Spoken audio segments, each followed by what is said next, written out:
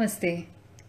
The Tamil Nadu Hindu Religious and Charitable Endowment Department is a department of the government which was created to maintain Hindu temples and its endowments all across the state. This department was started in 1951, but of late we hear a lot of complaints and claims against the proper administration of this department. They control a huge revenue from acres and acres of temple land, state donations, Ubayadharar, that is by donors, hundi collections, etc. And despite of this huge collection of funds from the Hindu temples, they have failed miserably in maintaining the Hindu temples properly. Now, the latest feather in the cap of the Hindu Religious and Charitable Endowment Department is the creation of icon centers and interference in ritual and religious aspects of the Hindu temples, which they have no control as per the Constitution of India. These icon centers are big walls created in several big temples where the Utsava Vigraha are taken from the temples and placed in these icon centers, citing inadequate security reasons. And also privately owned temples in the villages are also forced to keep their murtis for the same reason in this icon centers. Now, the most alarming fact is that there have been many murtis missing from these icon centers now.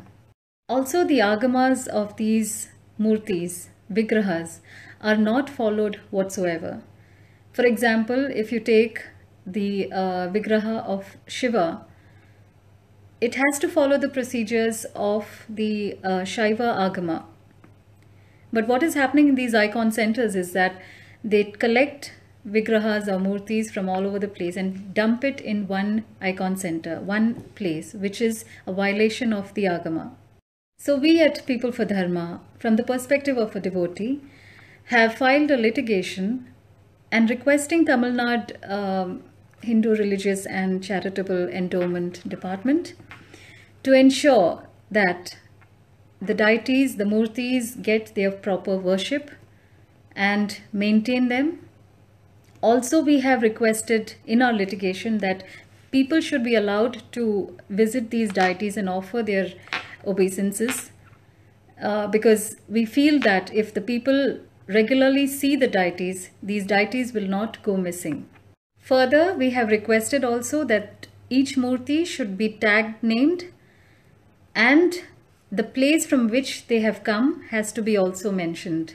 In our litigation, we have also requested the Tamil Nadu Hindu Religious and Charitable Endowment Department to give us a time frame where they restore the security in the temples and restore the idols, the murtis, back to the temple, because they cannot stay in the icon centers forever.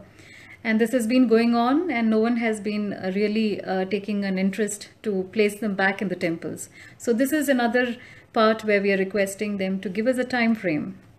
Again, the underlying question remains, are state governments capable of taking care of Hindu temples? Because it has come to a point where we see that Hindu temples have been used as cash cows to generate income, and these departments have miserably failed to maintain proper administration of these temples.